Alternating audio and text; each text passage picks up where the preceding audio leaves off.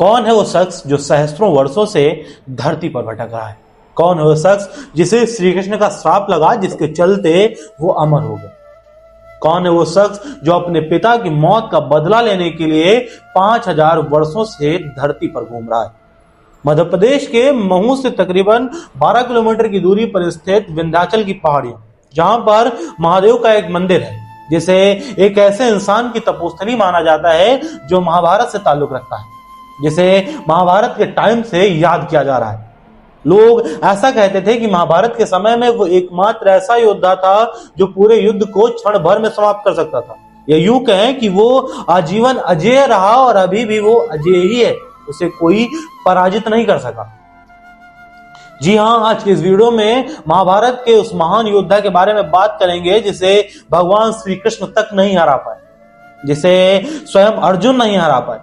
आज के इस वीडियो में उस महान योद्धा के बारे में बात करेंगे जिसकी एक गलती की वजह से उसे भगवान कृष्ण ने श्राप दे दिया और वो 5000 वर्षों से धरती पर अपने एक घाव को लेकर घूम रहा है, अपने पापों का प्रायश्चित कर रहा है।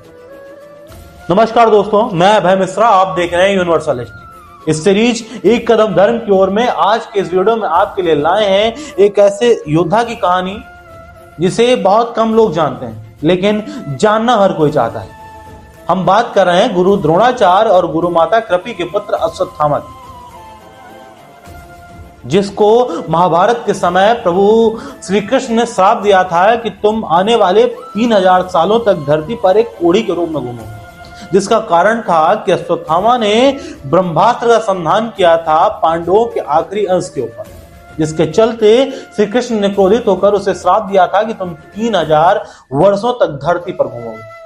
ये तो लगभग सभी को पता है कि महाभारत के बाद जो 18 चिरंजीवी बचे थे उसमें से अश्वत्थामा भी प्रमुख है, जो आज भी कलयुग में जीवित है और वो कई जगह पर देखे भी गए हैं। लोगों को उनके कराहने की आवाज आती है तो कहीं लोगों को 14 फीट के इंसान देखने की भी बात सामने आती है, लेकिन किसी ने इस बात की पुष्टि नहीं की कि वो अश्वत्थामा ही है। लेकिन कलयुग में जहां पर इंसानों की हाइट इतनी नहीं होती है, वहां पर 14 फीट का इंसान 3600 किलो वजनी इंसान, जो जरूर किसी महान युग का लगता है और जिसे लोगों ने देखने का दावा किया है। इस योद्धा के बारे में लोगों को बहुत कम पता है। लोगों को पता है कि ये कौरवों की तरफ से लड़ा और इसने पांडवों के अंतिम अंश को समाप्त करने का प्रयास किया, जिसके चलते प्रभु श्री कृष्ण ने इनको श्राप दे दी। लेकिन आखिर अश्वत्थामा ऐसे क्यों थे, ये लोगों ने जानने का प्रयास नहीं किया। बात करते हैं अश्वत्थामा के जन्म। अश्वत्थामा का जन्म भगवान महादेव की कृपा की वजह से हुआ था। महादेव की महान कृपा थी गुरु द्रोणाचार्य के ऊपर, जिसकी वरदान स्वरूप इनको पुत्र रत्न के रूप में अश्वत्थामा की प्राप्ति हुई। जिस वक्त पर अश्वत्थामा का जन्म हुआ उस वक्त पर इनके मस्तक पर एक मणि लगी हुई थी और जैसे इनका जन्म होता है तो सामान्य जो शिशु होते हैं, सामान्य जो बच्चे होते हैं वो रोते हैं, लेकिन अश्वत्थामा के जन्म के बाद जैसे घोड़े चिंगारते हैं वैसे ही आवाज आई, जिसके बाद आकाशवाणी हुई जहां पर महादेव ने आदेशित किया कि इसका नाम अश्वत्थामा हो जाए। द्रोणाचार्य को लगता था कि अब पुत्र रत्न की प्राप्ति हुई है तो जिंदगी में तरक्की होगी, जिंदगी में जैसे जीवन यापन हो रहा है प्रभु की भक्ति होगी और ऐसे ही जिंदगी कटती रहेगी। लेकिन हुआ बिल्कुल इसके विपरीत। जब से द्रोणाचार्य के घर अश्वत्थामा का जन्म होता है, इनके घर विपन्नता आने लगती है। दिन प्रतिदिन खाने पीने की समस्याएं होने लगती हैं।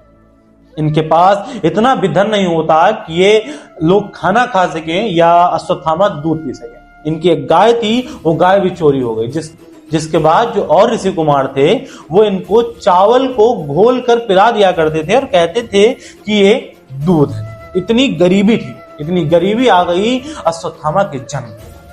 लेकिन ये अपने दोस्तों के साथ, अपने मित्रों के साथ जब जाते तो इनसे पूछा जाता कि दूध पिया, तो कह देते हाँ मैंने दूध पी लिया। लेकिन अश्वत्थामा को अपने पिता का जो अपमान था वो कभी नहीं भूला। दरअसल बात बचपन की है, जब अश्वत्थामा छोटे थे और दूध का भी जुगाड़ नहीं हो पा रहा था, खाने पीने का भी जुगाड़ नहीं हो पा रहा था, जीवन यापन करने में द्रोणाचार्य जी को काफी समस्या आ रही थी। तब उनको याद आती है अपने बचपन के मित्र पांचाल नरेश द्रुपद, और वो द्रुपद की सभा में पहुंचते हैं। द्रोणाचार्य हर दरवाजा खटखटा चुके थे। एक गाय पाने के लिए या इतना धन अर्जित करने के लिए कि वो अपना जीवन यापन कर सके। उन्होंने भिक्षा तक मांगी, लेकिन उसके बावजूद भी इनके घर का गुजारा नहीं हो पा रहा था। तब जाकर वो पांचाल देश के राजा द्रुपद की सभा में पहुंचे। वहां पर पहुंचते हैं तो उनको बताते हैं कि मैं काफी समस्या में हूं, मेरे बच्चे भूखे हैं और मुझे काफी समस्याओं का सामना करना पड़ रहा है, न खाने का जुगाड़ है, न घर पे दूध है, मैं पता नहीं कैसे अपनी जिंदगी काट रहा हूं। तुम मेरे मित्र हो, कुछ मदद करो, मुझे इतना धन दे दो कि मैं एक गाय खरीद सकूं। तो द्रुपद इनको काफी अपमानित करते हैं और अपनी सभा से निकाल देते हैं। आजीवन अश्वत्थामा इस अपमान को नहीं भूल सके और उसके बाद वहां से वो पांचाल देश छोड़कर हस्तिनापुर आ जाते हैं। हस्तिनापुर में ये कुरुवंश के जो राजकुमार थे उनको धनुर्विद्या सिखाने लगते हैं, जहां पर अश्वत्थामा भी द्रोणाचार्य की मदद किया करते थे और धीरे धीरे यहां पर आकर उनकी हालत सुधर गई। उसके बाद जब कौरवों की शिक्षा पूरी होती है, जब उनको सारे शिक्षाएं द्रोणाचार्य जी दे देते हैं, उसके बाद ये गुरुदक्षिणा के स्वरूप में मांगते हैं कि मुझे पांचाल देश चाहिए। और फिर कौरव और पांडुपुत्र मिलकर पांचाल देश पर आक्रमण करते हैं और पांचाल देश को जीतकर द्रोणाचार्य को दे देते हैं। उसके बाद आधा राज्य द्रोणाचार्य पांचाल नरेश को वापस कर देते हैं और आधा राज्य अश्वत्थामा को दे देते हैं। इस प्रकार अश्वत्थामा राजा बन जाते हैं। उसके बाद ये कौरवों की सेना में शामिल हो जाते हैं और पांडवों के विरुद्ध रणनीति करने लगते हैं, पांडवों के विरुद्ध षड्यंत्र करने लगते हैं। धीरे धीरे महाभारत का युद्ध नजदीक आता है और श्री कृष्ण को भी इस बात का भरोसा था कि अश्वत्थामा को इस युद्ध में कोई नहीं हरा सकता, अश्वत्थामा को हराने वाला कोई पैदा ही नहीं है और अर्जुन ने जिससे शस्त्र विद्या सीखी है उस द्रोणाचार्य को भी हराने वाला कोई नहीं है, जिसके चलते द्रोणाचार्य को श्री कृष्ण ने छल से मरवाया। श्री कृष्ण ने सबसे बड़ा छल किया जब युद्ध क्षेत्र में एक अश्वत्थामा नाम का हाथी मारा गया, तब उन्होंने बड़े जोर से कहा कि अश्वत्थामा मारा गया, क्योंकि द्रोणाचार्य ने इस बात की शपथ ली थी कि जिस दिन अश्वत्थामा मारा जाएगा उस दिन मैं अपने शस्त्र त्याग कर दूंगा और उसके बाद जो मेरा वध करना चाहेगा वो मेरा वध कर देगा, लेकिन जब तक हाथ में शस्त्र है तब तक मेरा वध कोई नहीं कर पाएगा। इस बात के चलते कृष्ण ने जब चिल्लाकर कहा कि अश्वत्थामा मारा गया तो द्रोणाचार्य ने कहा कि मैं तुम्हारी बात तो मानूंगा ही नहीं, लेकिन अगर युधिष्ठिर कह दे कि अश्वत्थामा मारा गया तो मैंने वचन लिया है, मैं प्रतिज्ञाबद्ध हूं, मैं अभी शस्त्र छोड़ दूंगा। जिसके चलते युधिष्ठिर ने अपनी जिंदगी का सबसे पहला झूठ बोला, जिसके एक छोटे से झूठ के चलते उसे नरक भोगना पड़ा। इस बारे में फिर कभी बात करेंगे। अश्वत्थामा जैसे ही हाथी मरता है तो युधिष्ठिर भी जोर से चिल्लाते हैं, अश्वत्थामा हता। लेकिन उसके बाद युधिष्ठिर एक लाइन और कहते हैं, जो लाइन द्रोणाचार्य तक पहुंचने नहीं देते हैं, श्री कृष्ण जी अपना शंख बजा देते हैं। अश्वत्थामा के मरने के बाद युधिष्ठिर कहते हैं, अश्वत्थामा हतो नरो या पुंजरो, यानी कि अश्वत्थामा मारा गया, लेकिन नर है कि हाथी है ये नहीं पता है। लेकिन ये बात द्रोणाचार्य तक नहीं पहुंची और उन्होंने अपने शस्त्र त्याग कर दिए, जिसके बाद द्रोणाचार्य की हत्या कर दी जाती है। और जब अश्वत्थामा तक ये बात पहुंचती है कि उसके पिता को छल से मार दिया गया, उनके पिता को छल से मारा और अपने गुरु को छल से मारा, तो अश्वत्थामा आग बबूला हो जाता है। और रात में अश्वत्थामा पांडवों के शिविर में जाते हैं और वहां पर जाकर पांडवों के जो 5 पुत्र थे उनके शीश धड़ से अलग कर देते हैं। जब द्रौपदी इन सारी चीजों को देखती हैं तो वो विलाप करने लगती हैं, रोने लगती हैं। सारे पांडव इकट्ठा हो जाते हैं, श्री कृष्ण जी इकट्ठा हो जाते हैं। तो द्रौपदी कहती हैं कि ये इस मणि के चक्कर में अमर है, इनकी मणि उतार लो। और अर्जुन उनके पीछे भागते हैं, धीरे धीरे 5 पांडव उनके पीछे भागते हैं, श्री कृष्ण भी उनके पीछे जाते हैं। तब अश्वत्थामा के मन में यह डर आ जाता है कि अब कहीं ना कहीं मुझे मरना होगा, शायद मेरी ये मणि भी छिन जाएगी और मैं मारा भी जाऊंगा। उसके चलते वो गंगा किनारे पहुंचते हैं, जहां पर महर्षि व्यास का आश्रम बना हुआ है। और महर्षि व्यास के आश्रम में ये कुश के वस्त्र धारण करके बैठ जाते हैं, साधुओं की वेशभूषा में बैठ जाते हैं। और श्री कृष्ण, अर्जुन, बाकी पांडव जब इनको ढूंढते हुए वहां पर पहुंचते हैं तो देखते हैं कि ये कुश से ही ब्रह्मास्त्र का संधान कर देते हैं। और श्री कृष्ण के कहने पर अर्जुन भी ब्रह्मास्त्र का संधान करते हैं।